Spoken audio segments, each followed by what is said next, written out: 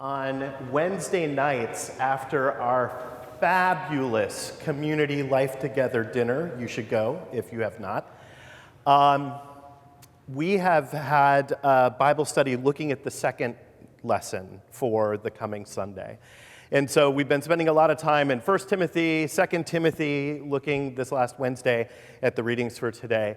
And one of the things that was interesting this last week in particular is that most New Testament scholars feel that the letters to Timothy, sometimes referred to as the pastoral letters, were not written by Paul personally, even though tradition customarily says that Paul wrote these. But nowhere is it so clear that Paul's authorship is unlikely than in today's reading. So next Sunday, we're going to read from Romans on Reformation Sunday. And it's one of those rare Sundays where the gospel text actually is the second reading. When we read from Romans and we get Paul's dissertation that we are justified by grace through faith apart from works prescribed by the law. Now, in today's reading from 2 Timothy, what we get is a reading that is famous in sections and cannot be read, although Chris did a good job, without pointing like this. I have fought the good fight. I have finished the race. I am fabulous and therefore have earned the crown. That's not Paul. That is simply not Paul. This idea that we go to the pearly gates, there's a line in front of us, because lots of people, right? And we edge up alongside the line and go straight to the podium and say, "Excuse me, St. Peter, I see all the people here, but I know you're going to want to see my resume quickly." Right? That's not how it works. That's not how it works at all. And I would suggest, as we pair this with the gospel reading for today, that this is a particularly difficult text in communities with a lot of highly successful people who have done really, really well because they are skilled, sharp, and diligent, that these readings in many ways are for us. Very much so.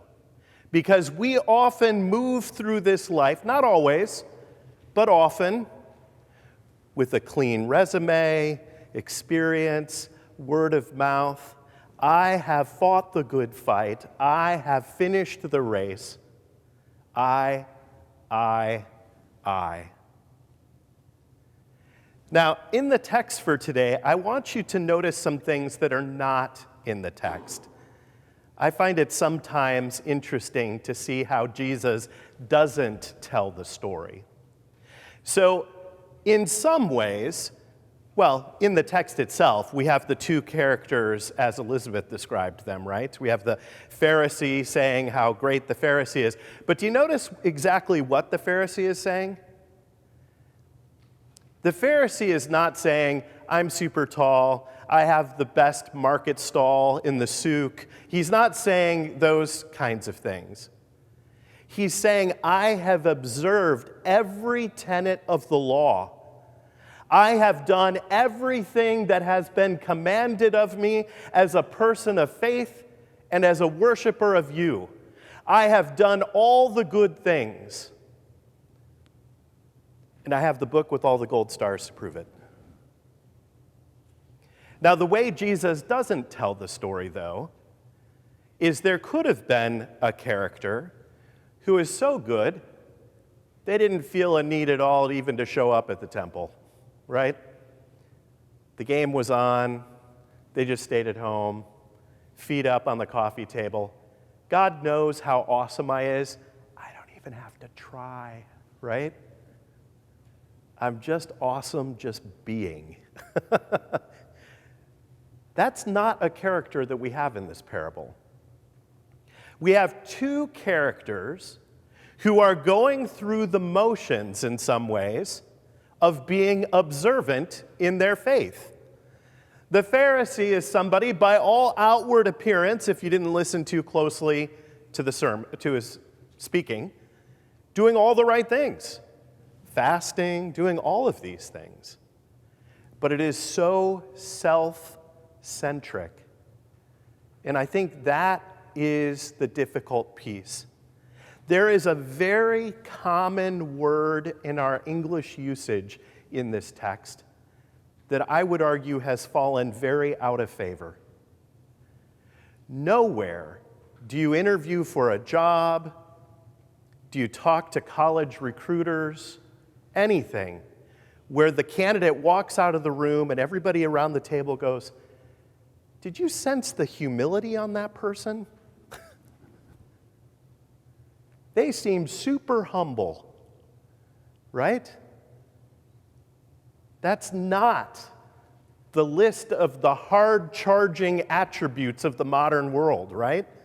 Humility, being humble. And yet, that is the focus here. An understanding that as part of creation, we are the creatures, not the creator. And one is coming to the temple, seeking to draw close to God, but forgetting that basic relationship norm. Then there is the tax collector. Now, throughout history, everybody has loved tax collectors, right? So remember, this is a Jewish man who is collecting taxes from his neighborhood, his town, his territory, and so is a bit of a collaborator with the occupying Roman force, right? Imagine your territory is Palo Alto, and the Romans put out a position description that says, "We're expecting $10 million in tax revenue from this town." And the tax collector walks in and says, "I can do 15. And then collects 20. And the Romans get their 15, right? So collaborating with the enemy and making money off of it, all at the expense of the neighbors. And this man shows up at the temple. "I am broken. I am in need of your grace. My resume is not one that I would prefer to share.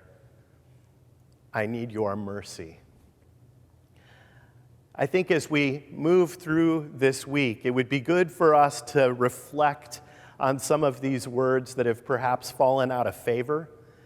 This idea of humility, our need for mercy from God, an approach that says that we bring nothing to the table and that God meets us all the way because we are unable even to reach out and go part way. These are contrary to the ways in which our society moves in these days. And I think as people of faith, every day this is going to be a challenge as to how we live these precepts here and now. But it's worth reflection. It's worth wondering what it means to live that way in this place, in this time. Amen.